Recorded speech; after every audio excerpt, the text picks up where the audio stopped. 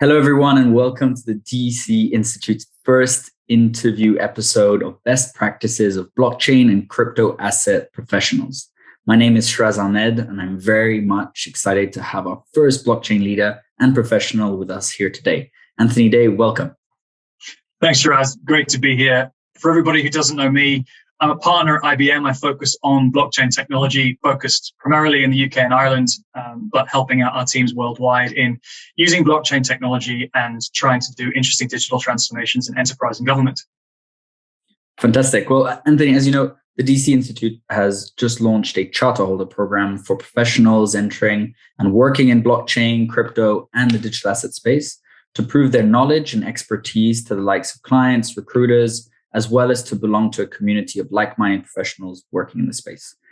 And so the purpose of today's interview of sorts is to get some insights into the secret practices of a blockchain leader, such as yourself, so that our charter holder candidates can get a feeling of what it means to become an industry practitioner. So if you're ready, we can get started. Yeah, let's do this. Shout to DEC for making this happen. I know there's some really impressive and very experienced people set behind the initiative. We've got a massive dearth of talent relative to the demand in blockchain right now. So the more organizations, the more people who are coming together to make it easier for people to get into the blockchain space, to work with decentralized technology, frankly, the better. So happy to help in any way I can. Fantastic. And actually, that leads us to our first question here, which is, what is the difference between a regular enterprise professional to a blockchain professional? That's a really great question. As if, you sort of walk through one door, get spray painted blue and come out the other side and suddenly you're blockchain. I mean, I can tell you some stories from my personal journey and those of people I've worked with. In reality, it's a little just bit about experience, mindset, and finding yourself working in a space and just continually doing it. So blockchain hasn't been around forever. No one really is born as a blockchain native, although I guess in a few years' time, that's going to be the case. Ultimately, working with blockchain technology is similar to any other form of digital transformation, albeit there are some slight nuances to the way in which we construct the technology, the way in which we build networks, the way in which we bring together ecosystems. So, somebody who might be used to working for one large monolithic company and working on all of the processes and systems and how it works within that single space.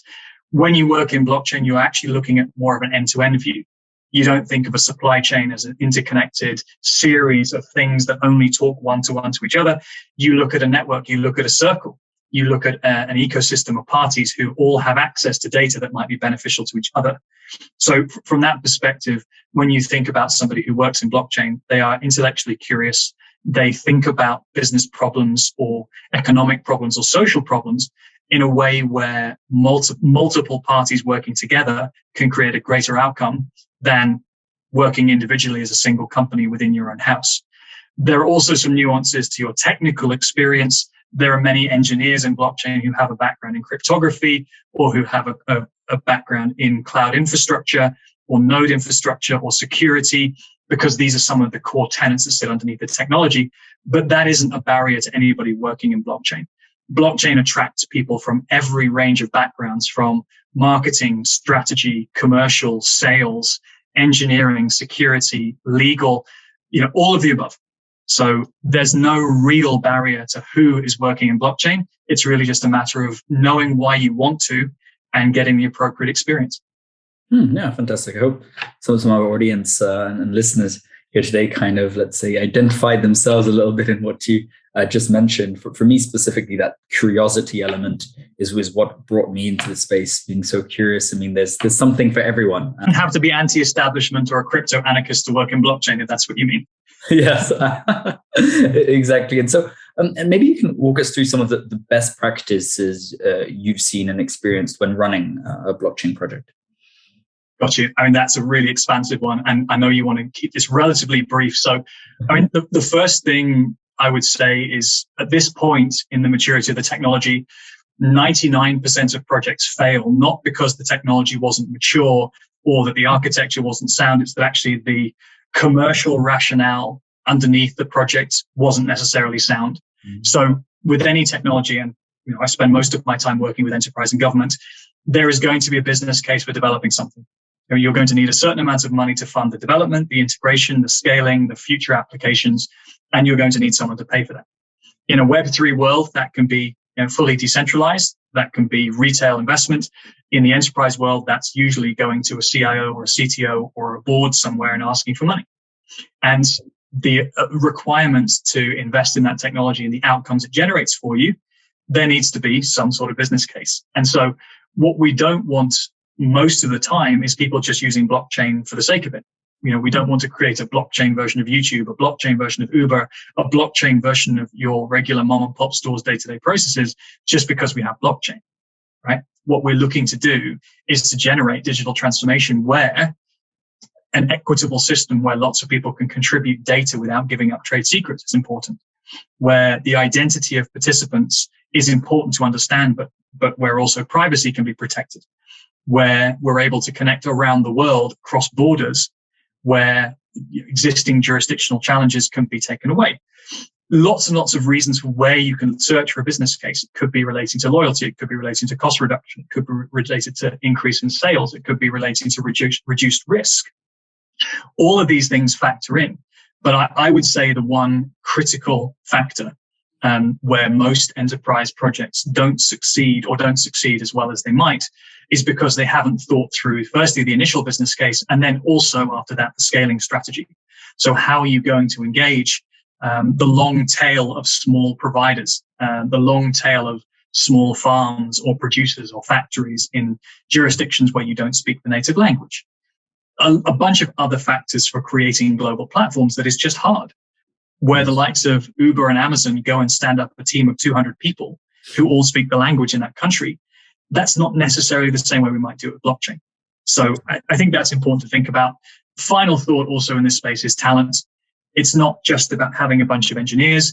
If all of the blockchain project was delivered by engineers, you'd have a very sophisticated engineering solution, but you might have neglected other areas such as user experience, such as legal considerations and regulatory requirements.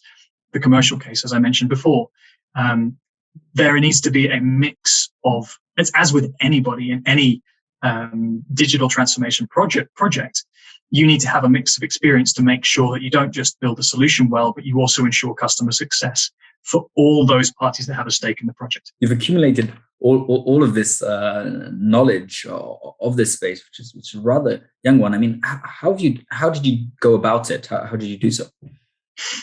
So where to get information or how to learn about blockchain? The great thing about Web3, blockchain, cryptocurrency is that it is fundamentally an open source domain. There's not a lot of proprietary content, and the industry and the sector more broadly wants people to learn, wants people to engage. So there is so much open source information available. There are some absolutely brilliant communities. It's absolutely, really accessible sources of information for you can go and ask the basic questions of what is proof of work, what is proof of stake. Google will feed you up with information on a regular basis. You go on LinkedIn on a regular basis, you're going to find people posting about different things. You go and click on different hashtags, you're going to get different information. What I would suggest is, at an entry level, you can go and spend a couple of hours on YouTube and start your journey down the rabbit hole. And, very quickly you'll learn about what is decentralization, what is a cryptocurrency, what is a distributed ledger. All of this, there are hours on hours of people saying the same thing in different ways with different accents and in different languages. So there's a really easy way to pick up kind of level 1 basics, which is really, really good. Above and beyond that, there are a bunch of communities in social media, whether that's YouTube, Twitter, albeit, beware if you go into crypto Twitter, there be dragons, and a lot of shit posting and shilling of stuff in there too. But there's lots of communities on Discord, on Twitter, on LinkedIn, where you can go and engage, ask people questions, ask them where do they get their information from, and so on. If you want to go to the next level, if you want to get some sort of formal qualification, the great news is now there's no shortage as well.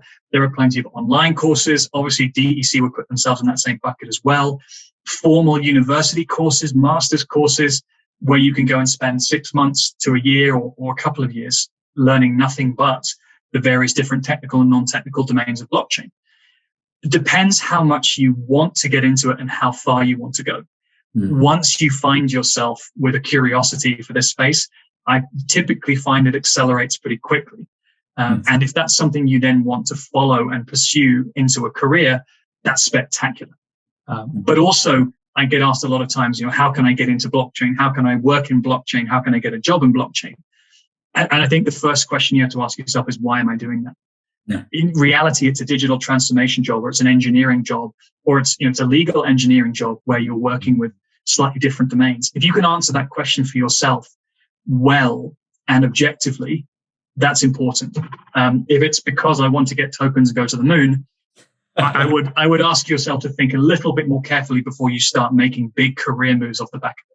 Yeah, and to be careful what you find, down the rabbit hole, as per se. But thank you so much, Anthony.